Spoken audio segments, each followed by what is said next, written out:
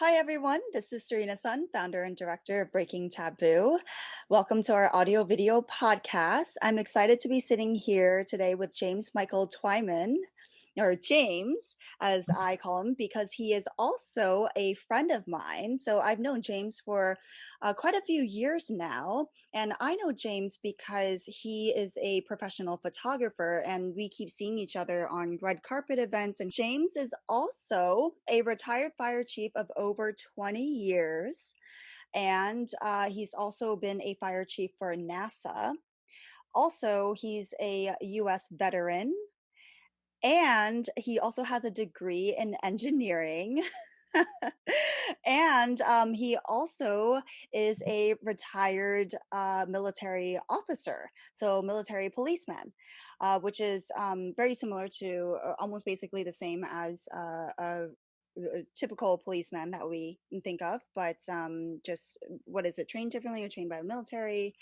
It's trained by the military, Trained by right? the military. Great. Yeah. So that's a lot of descriptions, a lot of great life experiences. Obviously you've had quite a journey in your life and you've done many different things. And I've always wanted to interview James because of James's experience and getting to know him. We've had so many amazing, just long discussions about the issue of mental health in the rescue forces and the taboo around mental health and just what these firefighters and police officers have to go through on like a daily and regular basis, um, both with themselves and with being on call and getting called into situations where there's suicide or mental health, a person struggling with mental health, or a person might be going through an episode, and how do they deal with that, and then on top of that, all of the things that people on the side of the rescue force have to deal with and internalize in themselves, which include, seeing those traumas, like being around very traumatic experiences and not always being able to save people and, having to respond to those things and then just carrying that through with them, as well as the whole mentality of being strong and being the person that people lean on and being the rescuer versus having to be rescued. So there's a lot of taboo also around that topic that James, you were telling me about, that I remember from our past conversations. So I'm very much looking forward to having this in-depth discussion with you about these topics and also educating other people on what it's like to be on the rescue force and to deal with all of these very traumatic instances. Yeah, so I think you can say it a lot better than I can. And I'm very curious to have you, share with the world about your stories. So let's just get right there and let's just, dive right into it. Let's just get started with your experiences as a chief firefighter.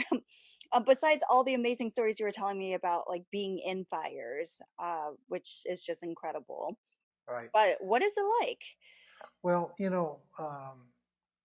in the fire service or emergency services, when I say that, that includes the police department, the emergency medical services, and then the fire department. Now, Mm, most fire departments, emergency medical services is included with the fire department. But in my own career, I worked on rescue for over 20 years as a firefighter paramedic before I became chief. And so I was out on all those calls all the time. And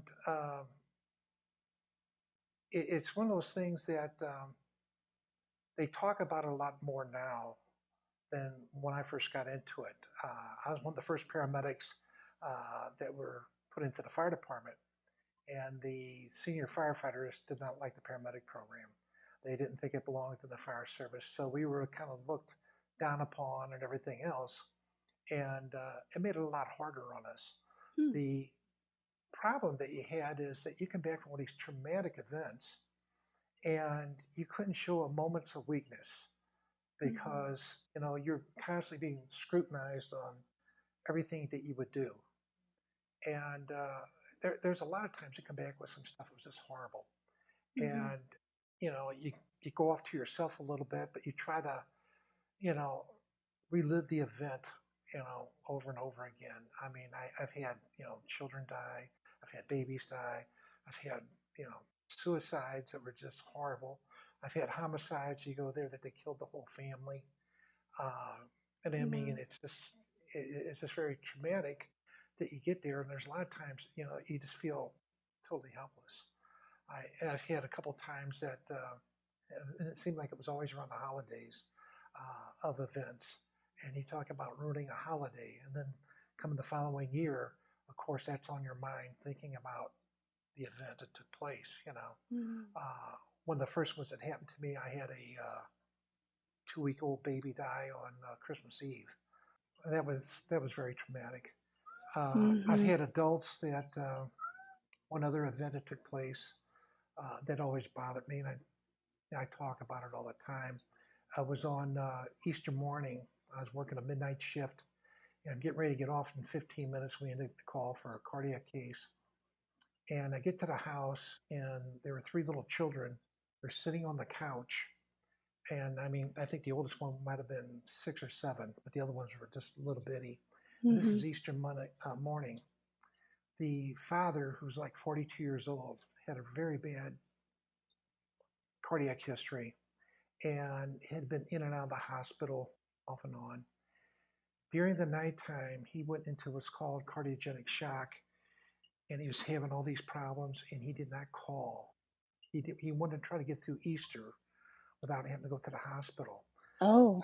But by delaying it like that, by the time we were getting him out, he went in cardiac arrest. He died.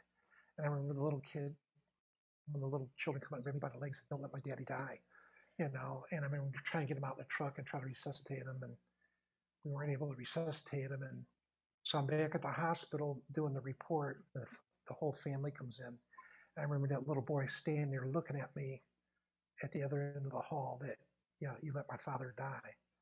And I Oh just, no. yeah. Oh And so, no. I mean, that just, hangs Yeah. with you. Yeah. Uh, it's, like I said, then you go back and you keep thinking, is there anything I could have done to change the event, And Mm. that's one of the things I learned over the years when you're a paramedic. Um, you use all your skills, all your knowledge, and you do everything right. The person still dies. Mm. And the brand new medics, uh, a lot of them could not take the pressure. Within 6 months, they'd end up quitting because it was just too much. They might have been the top ones in their class, but they get out into the field, and all the things that you're doing in class that you think that's going to save everybody, it Mm. doesn't work. You know, And I always try to tell them this, you did everything you could possibly do. You cannot feel bad about that, Mm. and try to get them out of that mindset.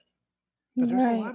lot of them that just cannot take the pressure of that, Mhm. And part of the other thing too is when you're a firefighter, you're doing two different things, and you know, you wear two different hats. Let's put it this way. When you're in rescue, you're going to be out there trying to rescue people from car accidents or having heart attacks or some other type of events taking place. Mhm. When you're a firefighter, you're in there doing fire suppression, but you have to go in and do rescues to get people out of the building if they're caught in there. So is this I mean, I'm sure this is something that every paramedic, every firefighter, every police officer, everyone in the rescue force um, goes through, right? The Right. inability to save people Right. and the trauma around that, and not being able to erase things that they've seen. Does everyone go through like replaying the event in their head and thinking about what they could have done? Is that very common? Yeah, that's one of the common things that happen. As I always used to tell everybody, I said, you can't kill a dead person. Once they're dead, there's Right. nothing worse. So anything you can possibly do can be a plus, you know. Right. Right. So I said, just always kind of remember that. And Hmm. that would help guys get over some of it. And I mean, sometimes you can't do anything. It was about a year ago. It was the day after Christmas. My son Jeff called me up, and I could tell whenever he has something really bad happen to him on the department, he calls me, you Hmm. know. And he called me, and I said, "Are you all right?" He goes, "No, I'm not all right." go, what happened? And he told me about a homicide he was on, Mhm. that the crazy boyfriend went back in Mhm. and killed his girlfriend, killed the girlfriend's mother, and killed the two children. Mhm. And he had to go in there and pronounce the children dead and everything else. And they were about the same age as his kids, and it just really tore him up. Yeah. The guy got away, and there was a shootout between the police and this guy. Mm. And one of the police officers, it's one of his best friends, he got shot by this guy. Now it didn't kill him, but Mm. it mentally shook him up. That's the second time he got into a shootout, and he ended up finally having to quit the force because he couldn't go back again. It What did was he just do? Was he was a no, firefighter or no, no, no. He was a police officer. It's my son's friend. oh, I see. He was on the call chasing the guy that murdered that family, Right. and had a shootout with the guy Mhm. with it, and ended up getting shot himself. Mhm. And he healed, and everything was fine, but mentally he couldn't go back again. He goes, "That's the second time I've been shot at. I've been in these shootings." He goes, "I cannot take this kind of pressure anymore. I got a family, and Mhm. Mhm. the thing is, he's scared, you know, Well, that he yeah. might freeze, you know." Oh, I see. That he might freeze or that he might die, I'm sure. I mean, Right. it's, especially if you have a family and you have responsibilities, that's a very real fear. I think this is really important to talk about, James, and I was telling you this earlier, especially right now, given all the controversy and all the conflicts that's going on with the police force.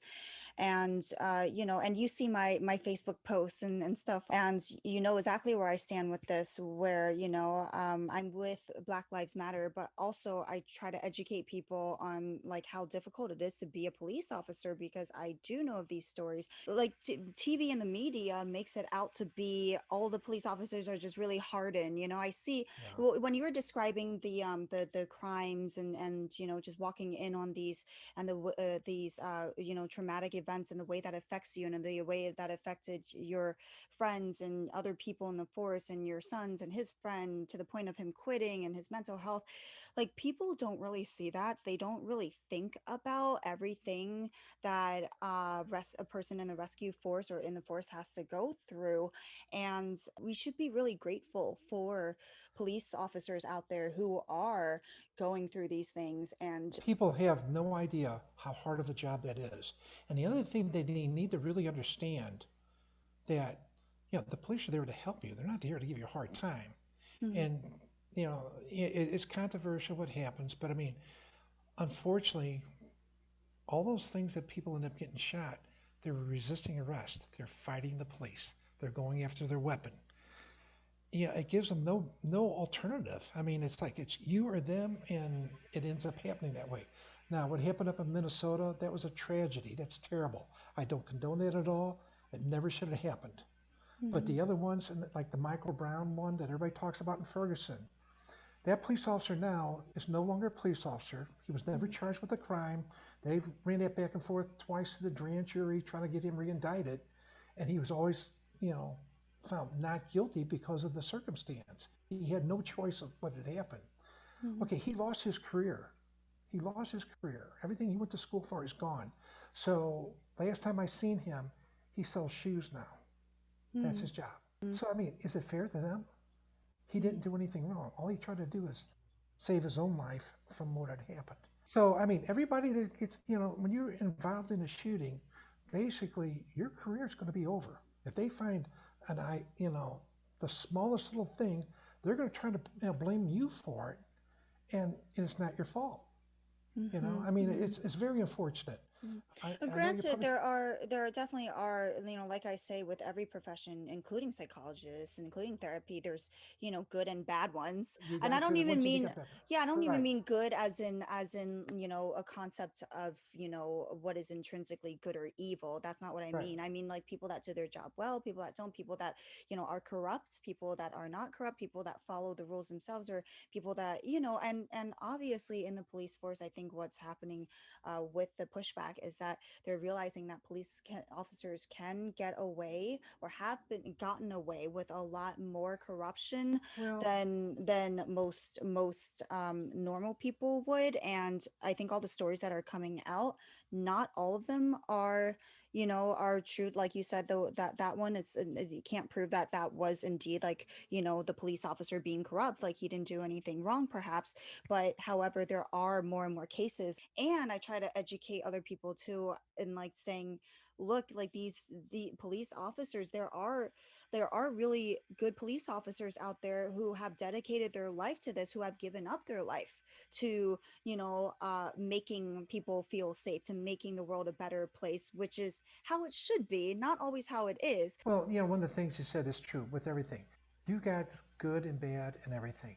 And I mean, they got good doctors and they got bad doctors. They got good nurses and Mhm. good bad nurses, like everything. Yes. And in the police department, I'll tell you this, they try to watch it as closely as possible. If they think somebody is not doing it, they get them out of there. So I'm going to say 99.5, there might be that 0.5% you may find a bad police officer somewhere. But they usually try to weed them out as quickly as possible, Mm-hmm. But I mean, there's certain instances that you put in, you got a tenth of a second to make a decision if you're going to live or die. You're going to be involved in a fight that this person is trying to kill you. And I mean, yes, there's been times that the police overreacted on some stuff. I'll be the first one to admit they overreacted. But a lot of that comes up with history. They've dealt with some of these people before. This is not the first go around with them. And they Mm-hmm. know what these other people will do in these fights.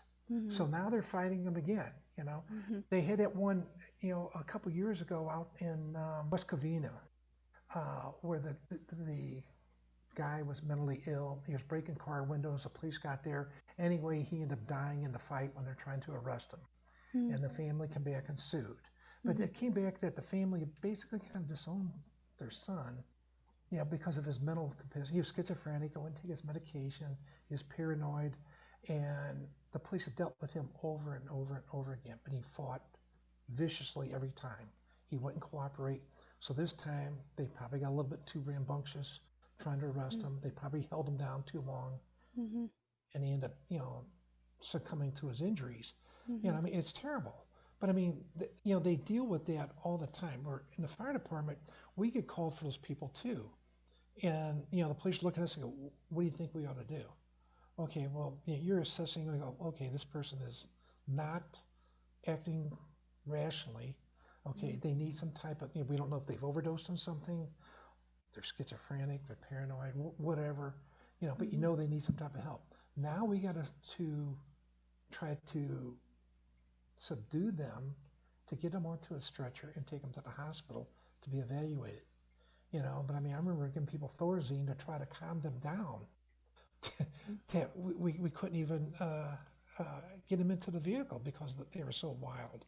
So And I that mean, that is, I mean, I feel like there definitely needs to be more mental health training uh well, in all of these, and whether it's police, military, firefighter, EMT, paramedics, whatever, there needs to be more mental health training, because a lot of it comes down to how are you treating that person, well, here's one of the and things that when what happens. are you talking, like how are you speaking to them, Right. and how are you aggravating the situation? One of the things that a police officer has to do in the very beginning, this is to see if they're going to make it as a police officer. You've got to take control of a violent situation.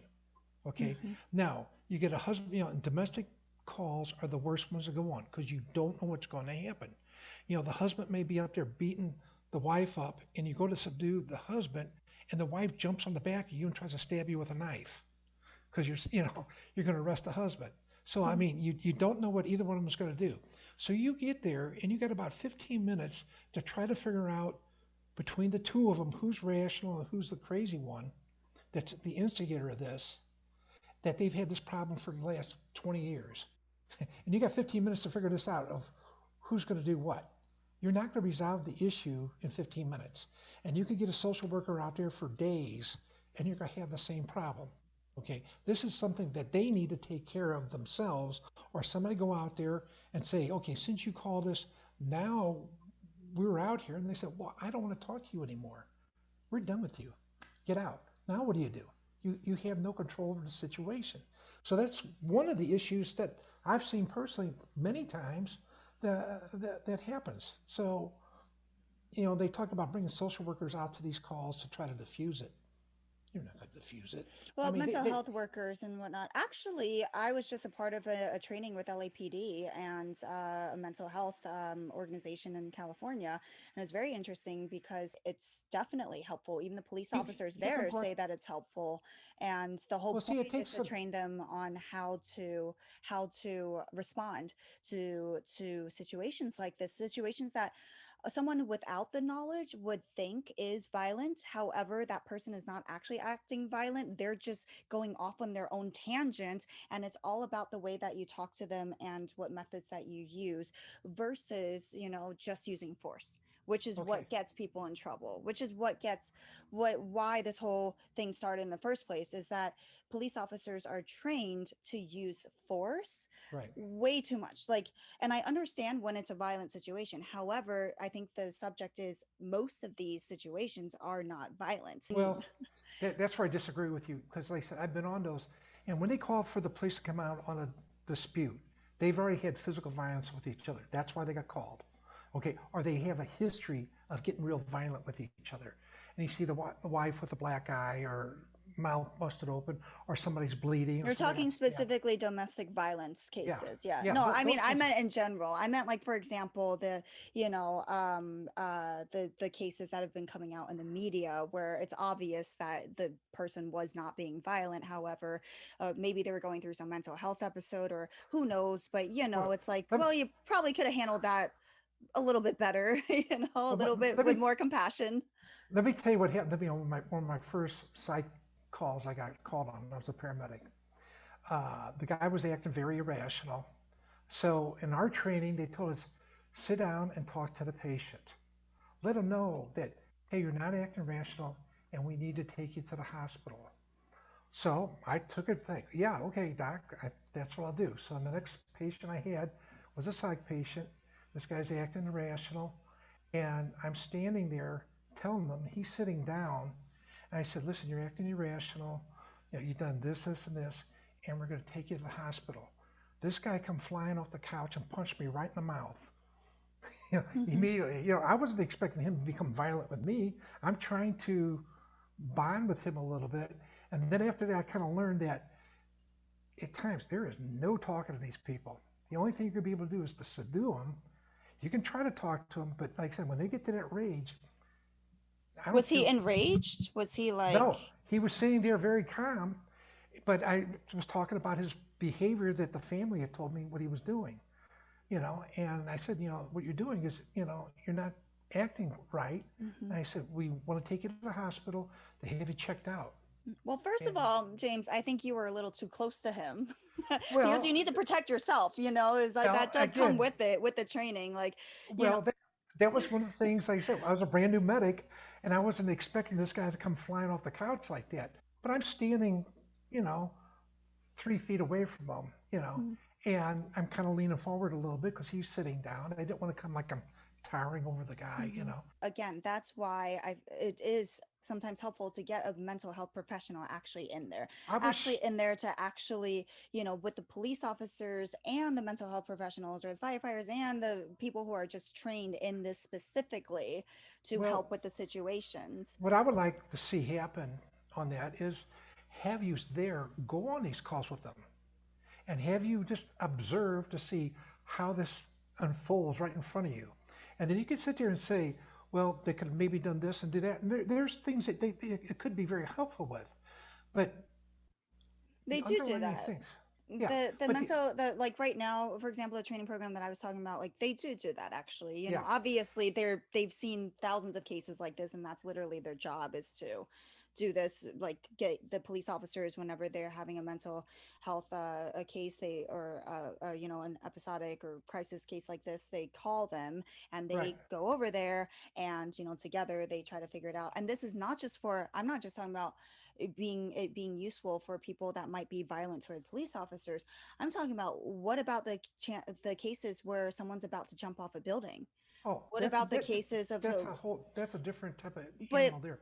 But Yeah, it just all depends on, if you're not fully trained in that, like if you're talking to them certain ways, there are things that, again, same thing, it could be right, triggering. right, It could be triggering, and maybe they're not hurting you, but they're going to hurt themselves, right. right? So it's tricky situations. Sure. And again, I think that's where the training really comes into play. And basically what you said about the person punching you in the face, I kind of see that as like, it's kind of like what you said also about the paramedics thing. You can do everything you can to try to And save you're at your someone, limit. but not everyone's going to be saved. However, I will definitely say that I think if you continue to show compassion and talk to them in the way that is research has shown that, mental health patients are more likely to respond to, maybe you'll have more cases of less violence and maybe a few cases of, getting punched in the face or whatever. And I do understand also, of course, obviously, if that person has a weapon, all Right, things go out the window. I think, like, right, if there are weapons involved, then you really, I don't right. know. I mean, I can't answer that, but that's also another That's, issue that I think, yeah, once guns are well, involved, knives. Well, you got knives, knives, spears, anything. everything you can think of, they're going to use as a weapon against you. So again, you got to be ready to protect yourself when it comes on there. But you get these, like I said, there's so many realms of mental illness that you come across. You get Hmm. the person who's suicidal. That's a whole different way that you approach that. I mean, you don't. I never get aggressive to them at all, unless they're going to try to get me at the same time. I'm going to blow you up. Well, wait a minute, Hmm. time out. We're not going to blow me up.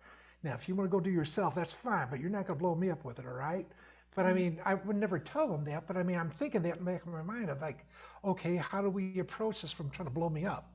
But if it's a thing saying, hey, I got a little bitty penknife, I'm going to stab you, well, I'm not really worried about that. I can usually grab a hold of them and stop it. But if they Hmm. got like a machete or a spear or something like that, that you're going to get hurt. You really got to watch yourself on that, and that's where the police come in. And unfortunately, and they teach us at the academy, you've got to take charge of the situation Hmm. now. You can't say, please, thank you, hey, you're hurting my feelings. Please don't do that. That really upsets me. These people really go off on it then because it empowers them to become even more agitated. But if you come in there and say, I'm going to beat your brains out, you better shut up, and they really lay on these people, well, then they kind of back off. Hey, well, this policeman's going to beat me up if I keep going this way. And sometimes it goes that way. But you can come in there and be as nice as you can to them, and that just like, it's like gasoline to the fire then. Boy, they just get worse. That is not has that I don't think that's true. Well, no, I've I seen it have not seen before. that in the training. Yeah, Well, you definitely, I feel like that would get you in trouble if you're threatening to beat someone up without due cause, it's no, and there I'm are not gonna. better ways is what I'm saying. There are better What I'm trying ways to to do tell it. you is that people that are like that only understand one thing: violence. They understand violence. You can try to reason with them. Now, I'm not going to say Wait, everybody people is that are violent. like what exactly? Okay, the domestic fight. Okay, Oh, they're okay. fighting. You get them apart, and he's still going to go after her, or she's after him. And I've seen it both ways. Mostly it's men beating the woman up. Boyfriend, girlfriend, and all that stuff like that, husband, wife. Is to get them away, and he's still going to go after them and say, just sit down over there, be quiet, and listen. Okay, what happened? Okay, Mm-hmm. whoever was the one. Now, I don't know, each state's got their own way of doing it, but in this state here, whoever started the physical violence is the one that's going to be leaving that night. Now, if they physically hit the person, they're going to be arrested for assault. If they get into an altercation of he said, she said, he pushed me, I pushed him, but there's no physical marks on them, okay, usually if there's children involved, the guy's got to leave. You're out of there for 72 hours. You can't Mm-hmm. make any contact with them. You can't call them on the telephone. You can't text them. You can't do anything. Okay, and then there's going to be a hearing in front of the judge on is this going to continue a protective order to keep them away. Mm-hmm. All right, but there's a lot of times when you're trying to referee this thing, it comes on. And then what else is really bad is you get the other family members. The mom and dads get involved. They call their cousins, their uncles and aunts, and they're all in there screaming and hollering. And you're trying to, okay, you guys go over here, and Mediate, this side, yeah. Yeah, Yeah, there needs to be like that's the idea. practical Oh, emergency mediation skills, right. I think, which To try to is definitely separate them. tricky. Yeah, Right. especially when emotions are at a high. Like I hear what you're saying, when emotions are at a high, situations escalate in general, and it can become dangerous, and it can become dangerous in a matter of seconds. Yeah. That is something I'm fully aware of. Yeah. Yeah. And then the thing of it is, the officer can say, "Okay, I don't want you to do this," but I mean, they will sound That's not what you're supposed louder. to say, though. You're not supposed to say that. And And you no, don't tell them what to do. not First of all, that's going to instigate it. And also, well. You remember using now. violence was probably going to instigate it too. So that's what I'm Okay, saying. There this is are the part I'm better trying to tell you about. methods, better This methods this that is can what. be implemented that Okay, I people mean, need to be trained for. this is what I'm trying to tell you. Okay, at first, no, you're not. You're the referee. You got to remember, you're the referee going to try to stop this. Okay, and then the person that's been the one that started is the one that's going to be taken out. Okay, But but then there's a you're but the referee with what training, though? With what training on how to referee these things? the thing of it is, they do give you training on how to handle a domestic thing. Most of the time, get them separated. Try to get the stories from each one of them independent to find out, and then you're going to make the decision who's going to stay and who's going to go. Who has to leave? Nobody's going to be able to come back. Now, they'll take the guy away, they will book him. Sometimes you say, okay, you need to get out of here. Don't be around for 72 hours. You're going to be in front of the judge. We're going to go ahead and go through the arraignment on it for assault or whatever. But if it's a he said, she said, that there's no physical marks on the person, you can't tell who actually started it. If there's children involved, the woman usually stays with the children at the home. The husband or the boyfriend is told they have to leave for a while. So, then they get angry and say, I am not leaving here. I pay the bills. I do this, I do that. And you hear all the things, and they're in a rage. And he let them vent for a while, but said, but you can't be here. You guys are not thinking rationally right now. Mm-hmm. Okay? And then sometimes they get violent with the police then, saying, hey, you're not going to tell me what to do. And then they start fighting. Well, And I then, mean, that's what I'm saying. Once yeah, violence is involved, then it's it okay to turns, use yeah. violence. You know what I mean? But again, I was talking about all the cases that weren't No, no, no, no, necessarily no. like this. No, But no, you could, what I'm trying to say is, I said, when you get to the domestic ones, those are the hardest ones, and that's where more police officers how get killed. how many? Wow, okay, more police officers get killed in domestic violence cases than any other cases. They had two down in Orlando. They come Wow, up to a house, knocked on the door because there's domestic violence. The guy had a shotgun and shot and killed both of them. They both, wow, boom, they got shot. It didn't make the news because it wasn't, but the guy got, they domestic killed. violence. Right. It was a domestic violence call. They got called there and they got shot coming up to it. How many, I mean, is it very common? Like, what percentage would you say from your experience, do you get domestic violence cases? It's a high number. Wow. Besides traffic stops, that's probably the second highest thing that they get called for. Besides traffic stops, domestic violence is Violence. perhaps the second highest Hmm. thing that people get calls for. That is amazing. Wow, Yeah, I but did I not mean, know that. yeah, you'll get called for. I Wow. mean, you get burglaries and stuff like that. But I'm talking about the thing where there's going to be, something that's going to go on. That's what they get called for. Domestic violence thing. Or the other one that's really bad is you got a child, a teenage child that they can't control. Mom and dad cannot control them, and this kid is completely out of control. Wow. Okay, and they get a I lot did of not know those. that was a Oh thing yeah, either as much. I mean, yes, they, besides what I used to see on what was it? Not Jerry Springer, the other Montel or one of those things, right? It's like yeah, the stories that you hear oh about in those shows, but I did not know that was yeah, such a thing. So and what are then these teenagers doing? Are they like threatening their parents with oh yeah, the knife yeah. and stuff? Hmm. And it's Hmm. very common? I'm going to say in my career, I've probably been to about maybe 15, 20 of those that the Wow. kids are completely out of control, that have abused the parents. And these are Mm. kids that are 12, 13, 14, 15, 16 years old, you know. Wow. You Do always you think, I get was thinking, how did a kid get like that, that they allowed him to be like mm, this? It doesn't make sense.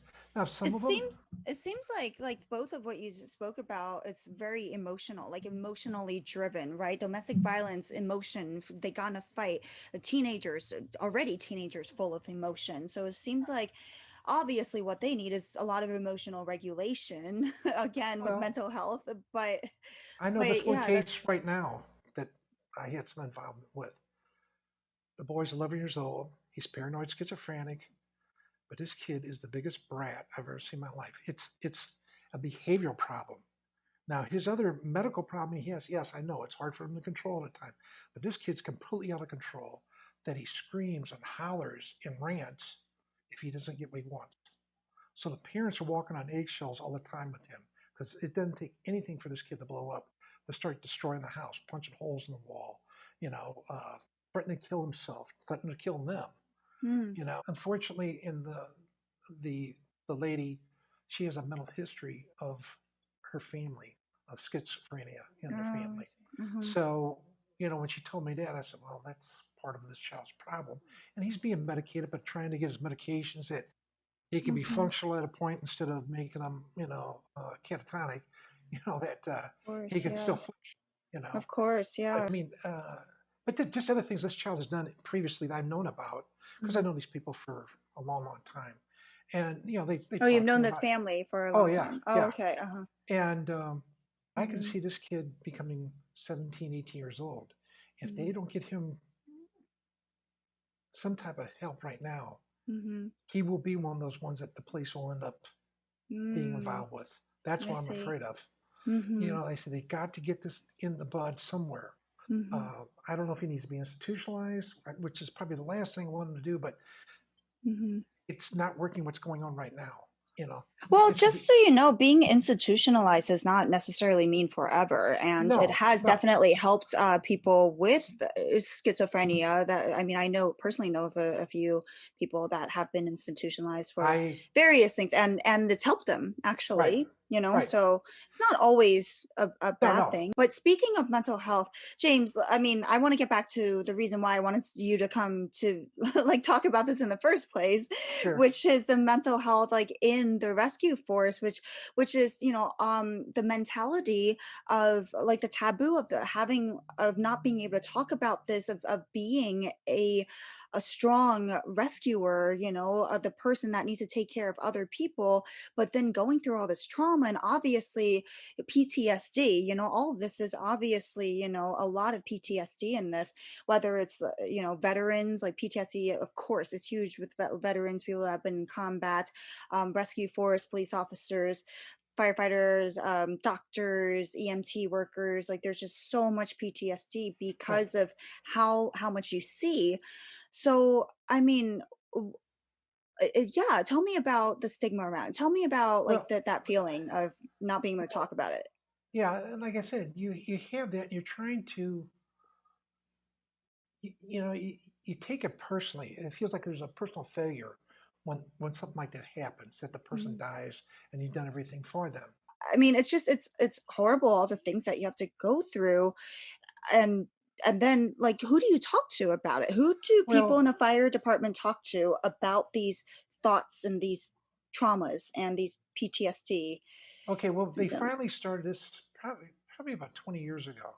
Hmm. They realized there was a problem, and there was suicide with the firefighters, there's suicide with the police officers, the EMS people, the paramedics, and stuff like that. They had Is it a suicide common problems. thing like that there would be It suicides within the fire department, You'd have that, the and rescue force? you had alcohol problems, you had drug Hmm. problems Right. Okay. that came out of they could not deal with that afterwards. They just wanted to be numb. They didn't want to think about it. They wanted to escape that moments. And I Right. know how. I mean, I know how it feels. It feels terrible. I never Right. got to that, but that I'm going to drink myself to oblivious, or I don't take drugs. But I mean, Right. I know that did it. Like the And stereotypical veteran who gets drunk or becomes homeless, or right, and has suffers from PTSD. Yeah. right. And the thing of it is like I said, they start realizing there's problems. And then the thing of it is who do you go to with this. Now, Right. being in, like I said, being one of the first medics, you couldn't go to the senior firefighters because, oh, you're weak, you guys don't belong here. You couldn't really go to the chiefs because they were still part of that old group, but they had this mindset of, you're a bunch of weaklings, get out of here, we don't need you. Mm. So it was one of those things that it took time to develop, that the people that were actually in the field doing it, they moved up into the administration and they knew Mm. we've got to do something with this. And then we got the hospitals involved with it even more so. So now it's like a mandatory thing. If there is a critical incident, that we have a debriefing, that it's mandatory for everybody to go. Because Hmm. before it was like, if you want to go, well, it was like, well, only the weaklings go. Okay. Oh, They didn't want to be put down as one of the weaklings, you know. So I now it's see. it's mandatory that everybody goes. So there is a stigma even around the debriefing to talk about what just Right. happened, which Right. you're really just, I mean, what happens in a debriefing? Okay. Well, debriefing kind of goes like this: of it's kind of like a twofold because we what we do is we have a after we have a major event, we have what's called the hot wash. Okay, what went right, what went wrong, and what do we need to do different the next time? Well, fill in other Do you talk about your feelings at all or the impact that it has on yourselves as individuals? to a point. Okay, this is just the first step. That's saying to the guys, it's okay to feel this way.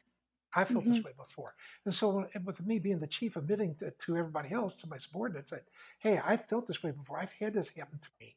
I know that feeling, and it's Hmm. not a good feeling, you know. And it takes time to understand it. And you got to understand yourself as saying, well, I did everything I possibly could, you know. Hmm. And you always hate that doubt. Well, if I'd done this or done that or changed this or changed that, this might have been a difference, you know. So that's part of the thing that you always have that doubt in your mind. But when you get everybody in together, nobody's pointing fingers at each other if somebody made a mistake. It's to say, what has all happened?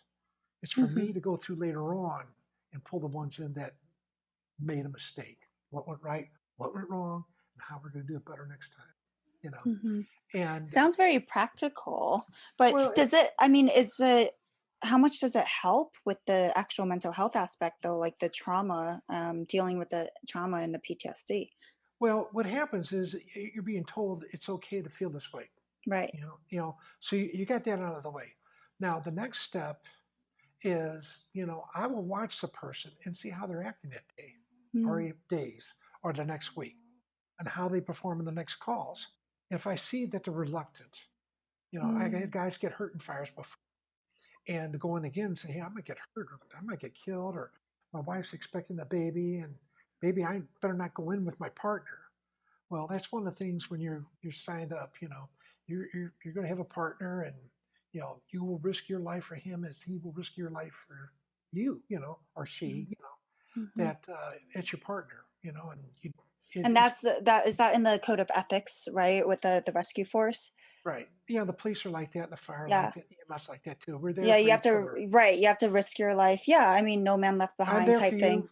Right. I'm there for you as you're there for me. I just find it You so know? interesting because again, with what spoke about with the take care of yourself first, which is a big thing right now that people are saying. I do remember talking to you about this too before at a party, but it's like um it, yeah, it's just like such a different mentality that I'm almost afraid that people are gonna not know how to do that, not know how to be selfless or put somebody else Well, first. the thing of it is, there's a Unless certain they're in like the rescue force or something, but yeah. it's kind of funny of the people that go into the services that do this. You know, police officers are mostly a type A type of personality. We call them lone wolves. They can do it Hmm. all on their own. They're fixed. They don't bond with the other police officers because they're not with each other. Now most departments they only have one person in the car. Now some bigger departments there's two people in the car. Most of them it's just one person in the car. So they don't have that bonding experience. They're patrolling their sector and they back each other up and they see at break or they might get a cup of coffee and sit across from each other. Where at the fire department, you live with these people. I mean, Mhm. I know their parents, I know their kids, I know their wives, I know they went to grade school, I know everything about them. I know Wow. them better than their wives know them, you know? So I know everything about them. And then usually on our day off, we used to go out and do things together all the time. I was gonna ask how do you, because I hear about this that it gets difficult to maintain a family and a marriage as a firefighter because you're just in with your group of firefighter coworkers all the time and you're rarely home, but you obviously you have sons and you obviously have a family, so how did you do it? What would your Well, advice be? well, I've been divorced twice, okay? Oh. And my first wife, I was working another job before I went to work for the fire department. And I guess I've been at the department for about well, it wasn't even 6 years, probably about 5 years. Mhm. We ended up getting divorced. Is And that a direct relation, do you think, or was yeah, there to being in the fire yeah, department? and Really? yeah. Why She is said, that? Is it, yeah, what did she say? well, it came down to is I don't know if you're coming home tomorrow. Oh. Um, you're not here, and I have the kids, my two sons, and you're not here. Hmm. Okay. I said, but you know where I'm at. I said, I will be home tomorrow.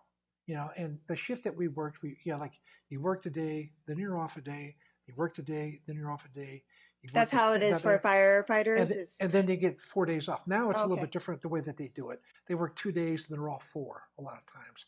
Oh, So, interesting. but they work 48 hours, but you're Huh. not going home for those 48 hours. Why is that? Do you Well, the know? 48-hour things they start doing out in California because of the travel distance for where the guys could live. They couldn't afford to live in LA to work at Oh, LA or LA County, so they live out in Rancho Cucamonga and those areas out there far away, oh my or gosh. some even further. Some of them live in Nevada and they fly in for their shifts and then they fly back to go home. So because of the travel things, the cost of living's too high.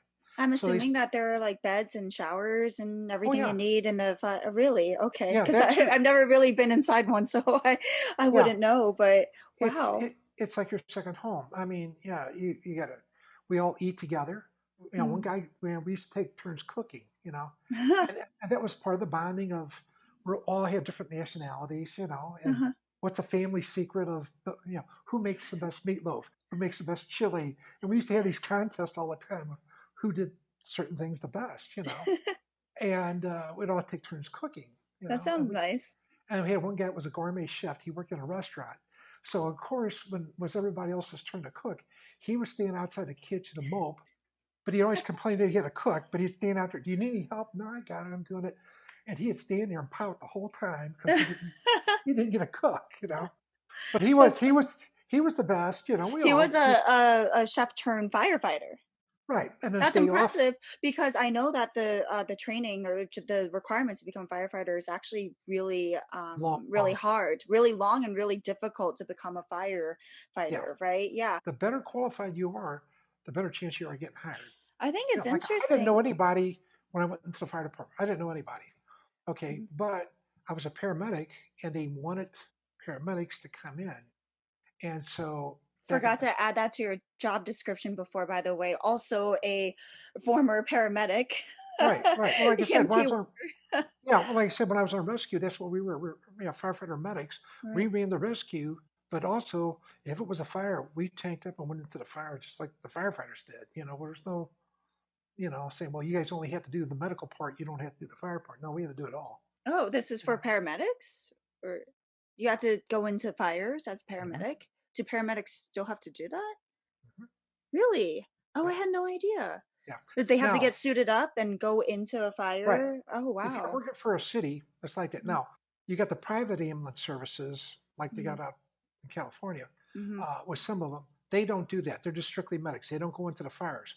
But if Right. you're working for one of the cities like LA County or Mhm. LA City, oh yeah, you're a Oh, interesting. paramedic, but also you got to go into the fires too. I actually also never knew that firefighters had to get so much paramedic training. Like I had Yeah. no idea that you had to get so much medical training. To Wow. it would take you if you started out at the very beginning. The EMT course is the emergency medical technician course. That's the first thing you take. That takes 6 months. Mhm. Okay, and then you have to work somewhere for a year as an EMT. Now you can work Oh. on a private ambulance service, okay, or you can work inside the hospital like an emergency room. They'll let you work in there, and then after you have that year in, then you can apply for the paramedic program. Now, where I'm at, you have to have an associate degree. Okay, Mm. so you got to take anatomy, physiology, you got to take biology, microbiology, you got to take it all, and then you Wow. take pharmacology, you got to do all the EKG stuff. In the nursing school is in with you. They're taking some of the same classes, your anatomy, physiology, and all that stuff like that. The school of nursing's in with that too. We're all in the same Mhm. thing. You're taking it at one of the junior colleges. and you're But risking your life, and you're dealing with PTSD, you and do you're like everything. all this stuff. Yeah, it's just, and this is what I always say. And James, you know exactly where I stand with this. I'm always so amazed at the level of pay. What you were saying earlier about why firefighters are now working 2 days, like 48 hours, because they literally cannot afford to live in Los Right. Angeles, Uh, is Right. ridiculous to me. That is so ridiculous to me. I've always said, I remember learning years ago that EMT workers only earn $15 an Okay. hour, and they're saving lives. They're Yeah. going out there all the time, and they're going through PTSD and stuff. I'm like, they can't even afford therapy. They're the ones getting No. PTSD. They can't even afford therapy, to deal with their PTSD because of their job description, because of how low their salary is. And firefighters now working 48 hours. I mean, this really, it's As a chief, ridiculous. I don't like it. I This think would be it. it's ironic to me that, I don't know if you know this, James, but the job description of firefighter has been shown to be the most attractive job description to women. So women, like, that's like number one in the sexiest job that a guy could have is a firefighter. So I remember reading this, but I think it's almost ironic because what you were saying, how much time it takes and just being away from the family, that it's so difficult to maintain a Well, relationship. well, one of the things, getting back to my relationship with my first wife, she couldn't handle it, you know. Mhm. So after I got divorced, I went through some counseling. I'm trying to figure out, yeah, I've done everything I could possibly do. What did I do wrong, you know? Good for you that you went through And counseling. oh Good. yeah, I mean, I went for like a year trying to figure it out, Yeah. and finally I started doing some research. I really got interested in finding out through other guys that got divorced. Mm. If a guy was single in the fire department and gets married, the wives knew what they were getting themselves into. They knew that schedules like that. They knew the risk that they could be into, and they decided to marry the guy. Mm-hmm. They usually stayed married. Oh. Guys that were married that went into the fire service had a real high level of divorce Oh, interesting. because it wasn't what they signed up for. And that's what she told me. She goes, I can't take the pressure of that. Mhm. I was on one of the calls one time, and this one, my friends got blown up. Uh, When your friend got blown up? yeah, two of them. Well, the whole company ended up getting it. I was You down at that blown engine up with house. an explosive? Yeah, the house exploded with them inside of it. Wow. Um, yeah, this was another one that Oh, turned out because of a fire or a gas leak or something, or? there was a gas leak in the house. Mhm. It was an arson. Anyway, what ended up happening, I was down at that engine house and somebody got sick. And it was between me and the other guy. There's four of us that were down there. It's the captain, the engineer, and another firefighter and myself. We call it the jump men. Mhm. And one of us were going to have to go back up and go on to rescue at the other engine house. So Lance is there and he says, he was working on his car and he says, hey, buddy, I'm going to bump you up. He goes, you're going to have to go up there. And I said, yeah, okay, I'll be up there with Russ. I don't care, you know. And that was the Good Friday Oh. because Sunday was Easter. So I don't care, you know. So it's like 7 o'clock at night. I get up there and they go out on a call to assist another fire department in one of the other districts for smoke out in the street. So when the smoke hangs real low on the street, it's usually a basement fire. Okay. Mhm. Well, Oh, they could interesting. yeah, they couldn't find the fire, so they're going up and down the street looking for it. You know. So we hear them on the radio trying to find it, and we heard, oh, we found the house. We're hooking up now. We're going in to investigate. Well, the guy that was my captain, Dennis, he goes in there and they had the front doors. The doors were all locked and stuff like that. He goes, listen, I'm going to break a window and I'll get in the window and I'll come down and unlock the door and let you guys in. Mhm. Well, he had his mask on and stuff like that. He broke the window. Well, the floor is already sloped in the house. That means the beams were all burnt through in the basement. He didn't Oh. know the basement was burning like that. He got to the front door and said, listen, the floor is bowed. And when he opened up the door, it got enough oxygen there and the building exploded with them all inside Oh. of it. So Wow. they were involved and completely encapsulated in fire. Okay. Wow. Mhm. So the guy that was the driver, the engineer, he's screaming on the window, you know, on the radio. Yeah, the building's exploded. They're inside the building, you know. So my partner Russ and me, we jumped on rescue and shot over there real quick. And I remember getting out to the front of the street, and Dennis was there. His hands were completely burnt off, you know. His face was burnt. His neck, it was terrible looking. And I told Russ, I said, take care of him. I go, where's Lance? He goes, I don't know. I can't find him. So I'm running around. Well, the roof is up on top of the foundation. The walls are about 50 feet all over the place. Mm-hmm. So I'm running around to the back of the house, and I was able to crawl down into the basement, and I found Lance down there, and I grabbed a hold of him, and I was able to pull him out and get him around there. He's all burned up too. One of the other guys I knew from the other department got blown up and broke his femur, his pelvis, and his femurs. You know, so we had some major traumas and major burns. You know, Mm-hmm. and Mm-hmm. getting other rescue units in there to take care of my friends. You know, so I mean, Mm-hmm.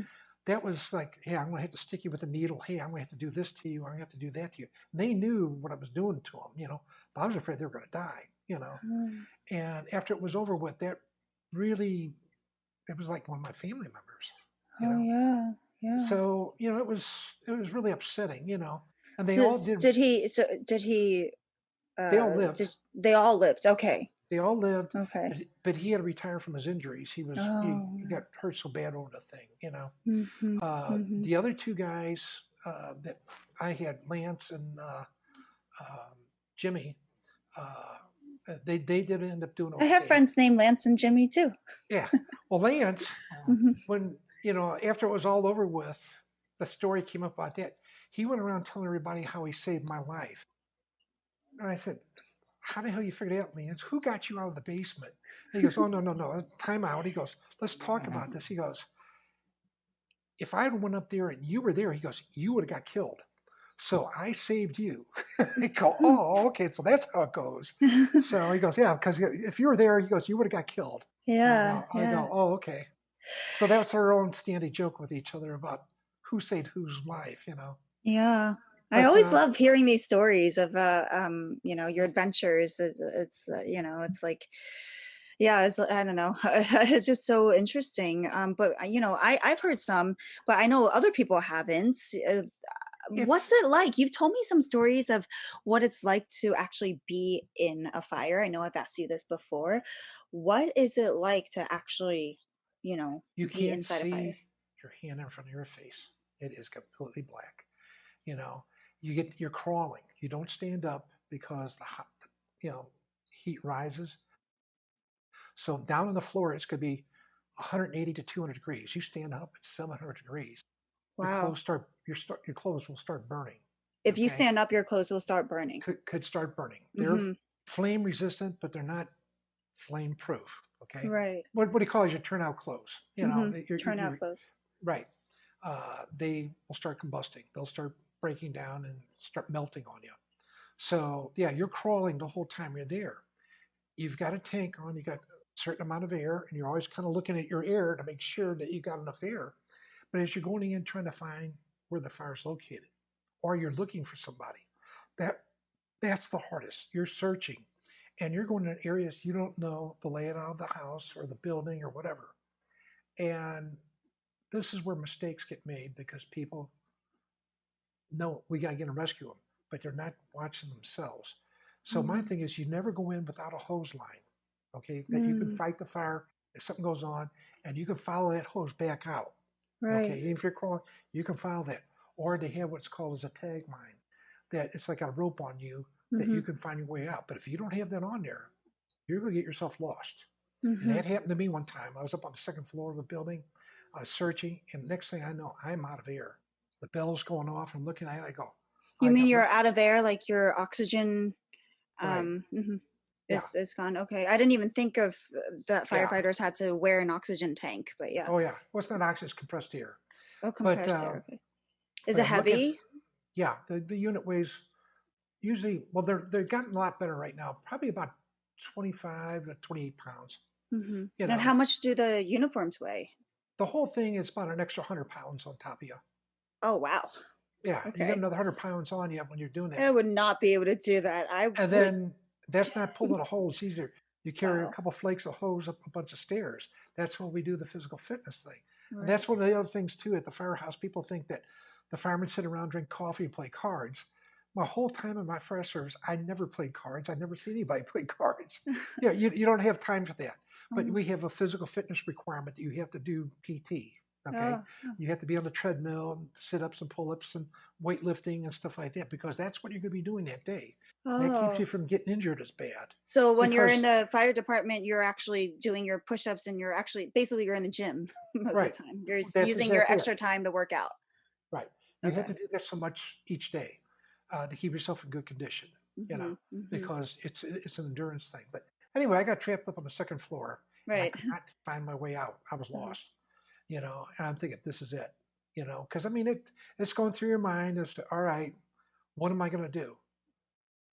And I think I told you this, but I I heard think I this. remember. I think I Yeah, remember the story. I like it. Uh-huh. yeah. I heard this voice. It's a woman's voice. I don't know who it is. It's not one of my relatives. It's not my mother or anything like that. And I remember her saying, said, go to the left. And so I went to the left and I was able to barely see a window. And I remember just diving out the window. I was out of air. I'm choking at that time. And I remember falling out into the yard, Oh diving out the wow. second story thing. It did not feel very good hitting the ground like that, but I remember it knocked the breath out of me. But I remember laying there and thinking, oh my God, I about died up there. I was out of air. I was going to die. You know, I mean, it seems like obviously the things that you've gone through are very dangerous. Period. It's just you've been through so many dangerous events, and right now I'm thinking as you're telling me all these stories, I'm like, wow, being a firefighter really is the most exciting job that but you're going to you get could. hurt. Well, I'm going to tell you what, you end up getting hurt. I mean, I've had uh, 7 knee surgeries, okay, Oh on, wow, on the same knee. Okay, I've done both my shoulders. I've had surgery on both of them. I separated my shoulders. I tore my rotator cuff. I broke my neck. I've gotten wow. burned. Why? Wait, how? Just from saving people, or climbing things, or Just different things carrying that happen. things? It's just different I broke. things. Yeah, on the rescue, I was already a chief when this happened when I broke my neck. Oh wow. It's one of those things that when the call went bad real quick, Mhm. and it was at a senior citizen apartment complex. And Mhm. we'd been down there a bunch of times because they had a bad fire alarm. Mhm. So it's like 2 o'clock in the afternoon, and we get the call, and I was already out, and I'm responding with the truck. So we have the aerial truck, and we got the rescue going, and we got the other engine going. Well, we're halfway there. The dispatcher gets back on and says, "You can disregard it. It's a false alarm."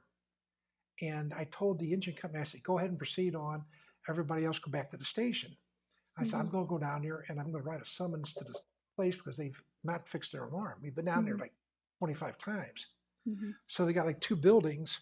And so the captain makes the turn. He says, there's nothing showing. And they went around. Well, the fire was in the other building. Flames were shooting out of the second story up onto the third story outside. Oh wow. So by the time I got on the radio to call the other ones come back, they went down and got on the highway and got caught in traffic and they couldn't get turned around. Oh wow. And I mean, they had to go down like 5 miles before the next exit to come back up. Mhm. So there was 3 guys on the engine and myself.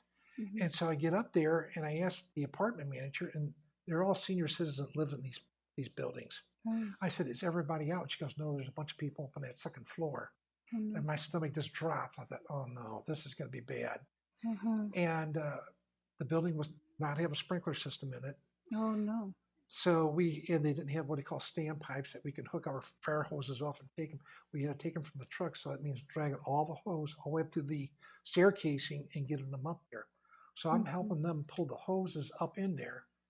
And I didn't have a tank on. I had my helmet, my turnout coat on, but I didn't have a tank on. So it's light smoke. It's not bad yet, but it's starting to haze down. And I see this older woman down the hallway, and I see her. I just ran down there real quick and grabbed her. She weighed like about 90 pounds, like you, grab her and Mhm. put her down the front. And she goes, "Yeah, I can make it from here." Mhm. So I'm pulling hose and I hear the guys yell. They go, "Here comes another one." And I could just, by this time, the smoke is really going down in the hallway there. It's filling up. And I see this walker, and this woman's taking about 2-inch steps at a time. She's about 100 feet from the elevator. I'm like, she is not going to make it. So I thought, okay, I'm going to hold my breath. I'm going to run down there. I'm just going to grab her and get her out of there. Well, hold my breath. I get down there.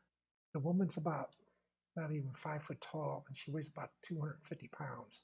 Mhm. And she's like a butterball. And I Mhm. thought, okay, I can pick her up. Mhm. So I didn't say, hey, I'm going to pick you up or anything like that because I didn't want to breathe. I'm still trying to hold my breath. Mhm. So I grabbed a hold of her and threw her up in the air and tried to pick her up. And she grabbed me by my chin and my ear and yanked back screaming, and she broke my neck. Oh I, my gosh. I spun around and fell up against the wall and yelling at her, let go, And so I carried her on down. I took her all the way downstairs. I get out later on, I go, damn, my neck hurts. 18 months later, I'm at a training thing up in Maryland, and I wake up that morning, I can't move. I thought something is really wrong. And Mhm. I went to the class, and then that night I went to a chiropractor. I thought, something's wrong with my neck, my back.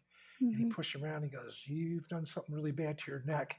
He goes, I'm not going to touch your neck. He goes, I'll work on your lower back a little bit. But he goes, you need to go see a neurosurgeon or something like that, like right away. It was still broken, obviously. Wow. So I ended up getting a plate put in my neck. So all the vertebrae in there, the discs, I think those were all ruptured. They took out 4, 5, 6, and 7, and then they put a plate and they fused it all together. So Oh, that's why, wow. so that's why I got the scar on the side of my neck here. Oh, I never But noticed that. Huh. yeah, but I got Well, full range in my neck. oh, that's good. I mean, that's Yeah. that's the most important. Yeah. Wow. I mean, I had no idea that you could break your neck of all bones and not know that Well, you I had knew a something was broken neck. wrong. Yeah. Right. And Right. Right. that's one of the things I always did. Whenever I get hurt, I always tell myself I'm okay. You Huh. know. But you And were then not always. Yeah. It's good yeah, to get it checked out. Good to yeah. see someone. Good to see multiple people, perhaps sometimes. But yeah, it's interesting how they didn't give you an MRI in the ER. I mean, Well, that's the thing of it unfortunate. is I didn't describe it as excruciating Oh, pain. I And I see. said that, yeah, I hurt my neck. She twisted my head up. And I that's go, probably because of everything that you've been trained and gone through as a firefighter is probably that wasn't even that bad comparatively to everything else, right? well, the thing, I played football for a lot of years too, and you play Oh hurt all yeah. the time. Hmm. And you get that mentality, okay, I'm hurt a little bit, but I can still play. I'm Hmm. all right. It's going to Interesting, hurt a little bit. It's not interesting. going to be that bad. Right. And you end up being a lot worse than you are. Right, right. And I wonder if that's the case for, just people in the rescue force dealing with mental health and PTSD and trauma. That's, well, see, and that's the other thing too. Like I was saying is, one of the other things that happened to me when I worked at NASA, one of the guys that worked for me committed suicide. And it really bothered me a whole lot because I didn't see it coming. And I had Mm-hmm. talked to him a lot about it. He was a young guy. He was like 35 years old. His wife died. She had MS, and she was 32 years old. And when I met her, she looked like she was 75 years old. I mean, Mm-hmm. this disease just tore her up. Mm-hmm. Anyway, he was working, and she went with her mom and dad they were out of town somewhere, like not camping, but Right, right. Mm-hmm. they're out of town. Anyway, she got sick and she ended up dying at the hospital before he got there. Oh. And, it was really sad, but yeah, I felt really bad for him and stuff like this. So over the course of the year, I would talk to him, how you doing, Jeff? How you doing? Oh, I'm doing okay. I'm doing okay. And in fact, he would ask me one time, he goes, hey, do you know anybody that maybe want to go out? And he was a nice looking guy. I go, oh yeah, there's a bunch of nice young ladies I know that would like to go out with you. And so the night before he ended up committing suicide, I'd seen him and I asked him, how's things going? Oh, going Mm-hmm. okay. I said, good, okay. And when I worked at NASCO, there was a thing that you had to park a pretty good distance away. He was just giving me a ride out to my car. And I talked to him in the vehicle for a little bit before I left. And I said, well, you just take it easy. I said, I think I got you lined up with somebody to go out with. He goes, oh, okay, yeah, thanks. So the next night, he doesn't show up to work. And finally, the captain calls me about 9 o'clock at night. He was supposed to be there. He goes, Jeff didn't show. I go, hey, we called his house. Yeah, we called there. And they went to his house. The back door's open. They go, we looked at his computer, and he wrote a note on the computer. So the Mm. guys called the police, the sheriff's department. They got out there, and he jumped off a bridge. And it was, Oh, yeah. And I wow. mean, I just felt so bad about the whole thing that I talked to him the night before. He gave me no indications that he was Mhm. extremely depressed or anything like that. Mhm. I mean, yeah, I mean, there are signs, of course, and symptoms, but they're not always obvious by any means. And also, it depends on who they're talking to, They oftentimes it's hidden oftentimes, Well, he what did. someone's go through. Yeah, they hide it very well. We at Breaking Taboo, that's part of our mission, is Right. to teach people, educate them on the subtle signs and symptoms and just, Well, things the like thing of that. it But is, yeah, I even say that to people. Same thing that you tell your team with you can't save everyone. It's the same with depression and suicide. It's a complicated phenomenon, and it's never your fault. It's just not your fault. I mean, I've lost people close to me to suicide, and I definitely have blamed myself. You right. know, You didn't multiple see it coming. times. Yeah, you didn't. Yeah, and that's what I'm saying by survivor's guilt is I definitely felt that, and I felt it for years, and it's hard to shake off, and it's Right. definitely Well, like I could have done this, I could have done that. What if I did this? What if? But ultimately, you just have to understand it's not your fault, and right. it's hard sometimes to understand. It takes time, and you have to go through your own healing. But yeah, That's it's one of the things that you go through, and again, even for yourself being depressed, the thing of it is, it makes you a stronger person too. mm, I can always get through something. I know, I mean, mm. I don't give up easy. I'm Like a what very, doesn't kill you make you stronger. well, that's the whole thing. I'm a very determined person. People will say I'm stubborn. Okay, you get a stubborn, but I look at it this way. I'm very determined. When I make my mind up to do something, nobody is going to change my mind. I Mhm, mean, it's like, mhm, this is how it's going to be, mhm, and especially about my capabilities. mhm. I know what I can and can't do. So I would like to end this, James, with a question that I often ask at the end, which is for people in the rescue force that may be going through PTSD and that, conflict of I need to be strong, I need to rescue other people, but yet they're still going through obviously very traumatic events. What would be your advice to them? Yeah, what would you like to tell them? When when you feel that you have that, okay, you need to talk to somebody. Somebody that's non-judgmental. Okay. You can sit there and cry. We all cry. Nobody wants to admit they're going to cry, but you're going to cry because you're sad. You're hurt. You're disappointed. You feel so terrible. Well, like I said, when you have children die on you, or when a guy died on me with his little kids grabbing me by the legs and don't let my daddy die. Yeah, it tore me up inside. I was terrible. And even to this day, it's hard for me to talk about it. But I mean, I know I those can tell. feelings, how I felt. But to be able to go to somebody and say, I need to get this off my chest. I need to feel I'm okay.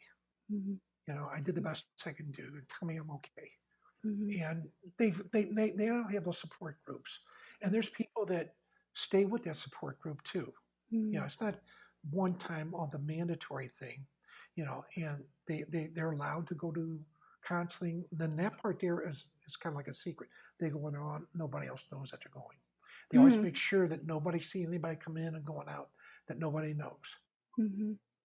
The So counseling that and way the there you rescue have your force, you mean? It's very right. private, confidential, It's very interesting. private at the time there. It's one-on-one. It's a non-judgmental thing. Mhm, Sometimes it's another firefighter that's trained in that. mhm, mhm, mhm, Sometimes it's a psychologist or psychiatrist that's mhm, there, that's part of this team that they get there and they can kind of start breaking things down. And mhm. usually some of the things is your personal life comes into it too. Right, of course. Oh, I'm And sure, yeah. and then you kind of get sometimes distance from your wife or your spouse, or you don't interact with your kids. You just want to be left alone. And that's something too that you've got to realize that you're not acting right. Now, everybody has a day that you wake up and you're not in a good mood, or Mhm, I just feel down. I feel like overwhelmed with my life, or where am I going in my life? Things are not going right. I didn't get the job I wanted. I didn't get the promotion I was supposed to get. My girlfriend just dumped me, or my wife just dumped me. Um, all kinds of things go into a thing like that there. And then you get into the pity thing. But then you have to think of yourself and going, but I can change this. And the only thing that's ever going to change it is you. You are mhm, the one that got to make that determination. I'm going to get myself out of this mood.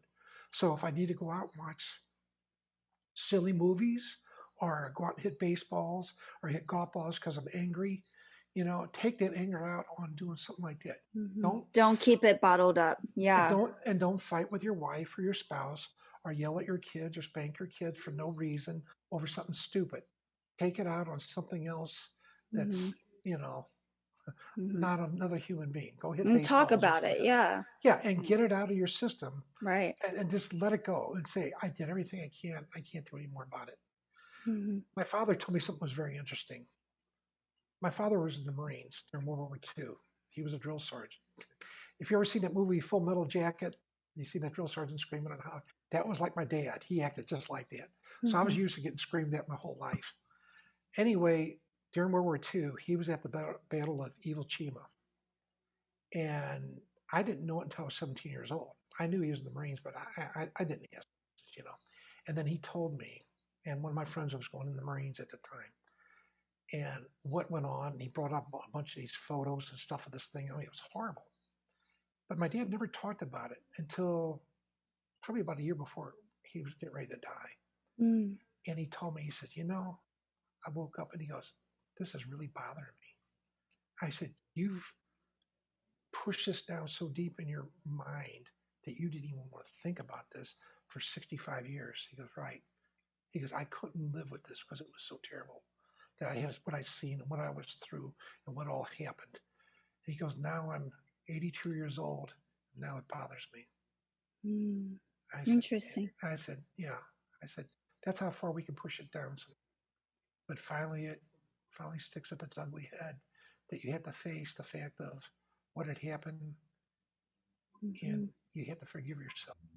That's the Mhm. biggest thing. Forgive yourself Mhm. for what you've done wrong, or you think you've done wrong. Yeah. I mean, avoidance never works, and it's amazing how many people try to avoid, avoid, avoid, Well, but it's again, it was not socially accepted to show your mhm. men don't show their feelings, It's still not you know, a lot, yeah. and they It's hold gotten it back, better, but it's definitely still there's yeah, and men, people in the rescue well, force. they hold it in because we're macho. We're the big tough guys. Mhm. Especially the Mhm. police officers.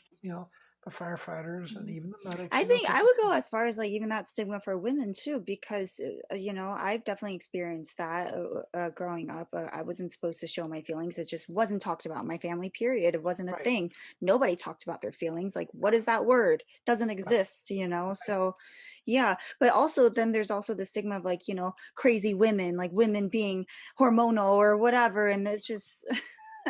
Yeah, there's Well, I stigmas mean, all around, taboos yeah, all around, but the guys are like that too. yeah. No, I think that's great advice, James, and thank you so much, James. It was so much fun chatting with you as always.